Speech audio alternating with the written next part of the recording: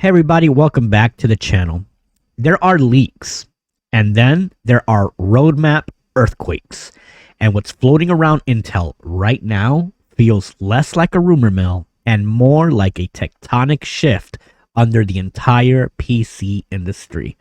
Because if even half of what we're hearing is true, Intel is no longer just rebuilding, they are rearming.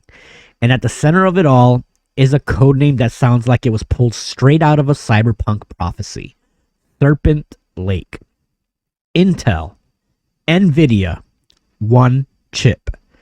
Let's talk about why this rumor matters and what it could actually be and why it might quietly redraw the battle lines between Intel, AMD, Apple, and literally everyone else making silicone. First, a quick grounding moment. Intel and Nvidia collaborating on future PC chips is not speculation. That part is public. It's real. It's confirmed. What isn't confirmed is what that collaboration looks like in silicone. And that's where Red Gaming Tech steps in with claims that Intel, its first true joint venture chip with Nvidia, will be called Serpent Lake. And that it's not just another CPU or GPU. It's an APU monster. Not a nice integrated graphics chip. Not a laptop efficiency play. An APU built to punch directly at the space AMD carved out with Strix Halo. Here's the alleged blueprint. Serpent Lake combines Intel CPU cores from the upcoming Titan Lake generation paired with Nvidia's next-gen Rubin GPU architecture built on TSMC's N3P process backed by LPDDR6 memory. That sentence alone should make you pause because Intel's CPUs, Nvidia's GPUs, TSMC's fabrication, and LPDDR6, that is not how Intel traditionally plays this game. That's Intel saying, we don't care who builds it as long as it wins. And that alone tells you how serious this moment is. Now, let's be very clear. None of this is confirmed, but the code name matters. Serpent Lake fits Intel's established naming patterns. It doesn't feel like a placeholder. It feels like something already sitting on a roadmap somewhere with a red box around it. And interestingly, this isn't even the first time we've heard about an Intel Nvidia hybrid chip. Earlier rumors pointed to something called Hammer Lake being the first Intel architecture to receive Nvidia GPU integration. But those older leaks framed Hammer Lake as a modified existing architecture, a retrofit, a response, where Serpent Lake doesn't sound like a retrofit at all. It sounds like something designed from the start to be a collaboration, and that difference matters. Because if Serpent Lake is real, it means Intel didn't just bolt Nvidia's graphics onto a CPU.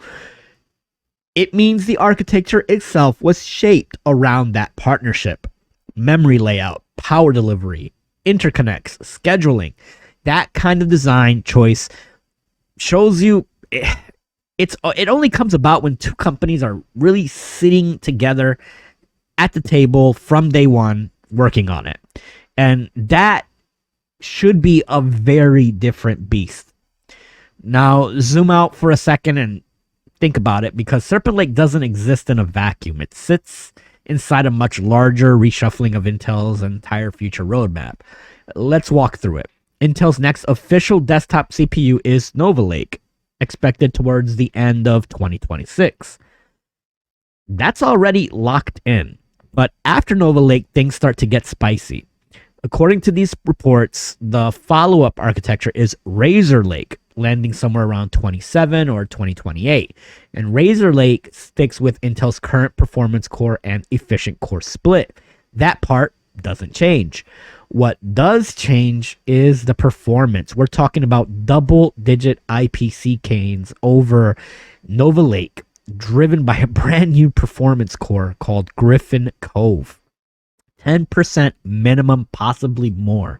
And that's just the P cores, because the efficient cores, codenamed Golden Eagle, are rumored to be getting an even bigger boost. So big, in fact, that the team behind those E cores has apparently earned Intel's trust to do something radical: design the next unified core architecture.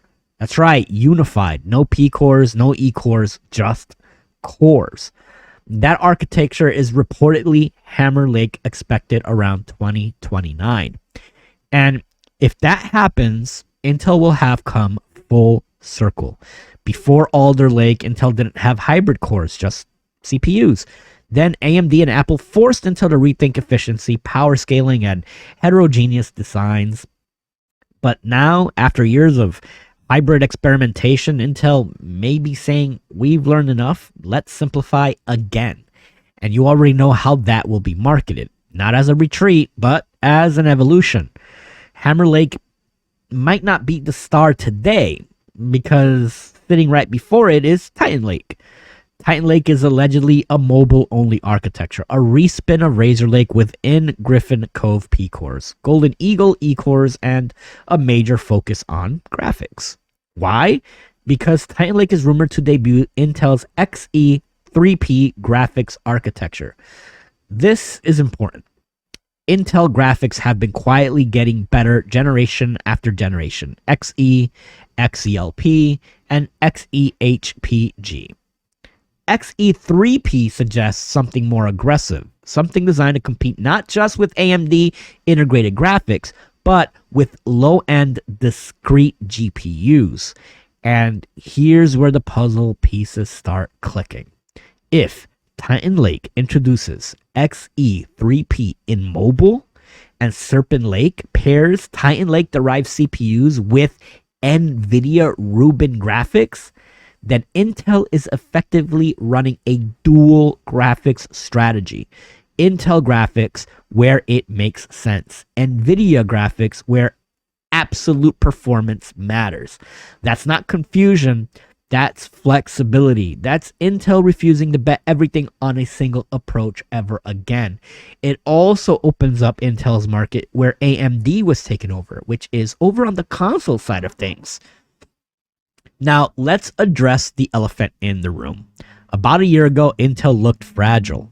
Layoffs, delays, foundry struggles, market share erosion. There were genuine conversations happening about whether Intel could remain competitive long term. But let's fast forward to now. Intel Foundry is rumored to have signed multiple major customers. The roadmap is aggressive again. Performance gains are real. Architectural experimentation is back. And instead of pretending Nvidia doesn't exist, Intel is partnering with them. That's not desperation. That's survival instinct evolving into strategy. Think about what Serpent Lake represents symbolically. Intel admitting that the best GPU for certain class of products might not be theirs. Nvidia admitting that CPUs are no longer optional if you want to own the platform. Both companies acknowledging that AMD's APU dominance didn't happen by accident. And both are saying we're not letting that continue uncontested. If Serpent Lake is real, it won't just be a chip. It will be a statement, a warning shot across the bow of AMD's Halo EPU. A challenge to Apple's unified silicon philosophy, and a sign that Intel's comeback isn't about nostalgia, it's about adaptation. Now, take all of this with the appropriate grain of salt. These are rumors. Roadmap shifts, codename changes, and plans obviously evolve. But the direction is clear. Intel is no longer playing defense. They're experimenting again. They're collaborating again. They're willing to break tradition again. And in a silicon industry where stagnation is death, that alone is promising. Competition is needed. I welcome this. So whether Serpent Lake ends up being exactly what's rumored or something entirely different, one thing feels increasingly certain. The next 5 years of CPUs are going to be a lot more interesting than the last 5 years. Intel's looking like it intends to be a part of that story again. If you want more deep dives into future tech, Silicon Leaks, console gaming, and strategy shaping the next decade of hardware, make sure you're subscribed. As always, thanks for hanging out with us here at Star Flag Media Gaming, and we will catch you in the next one. Like, share, subscribe, leave a comment.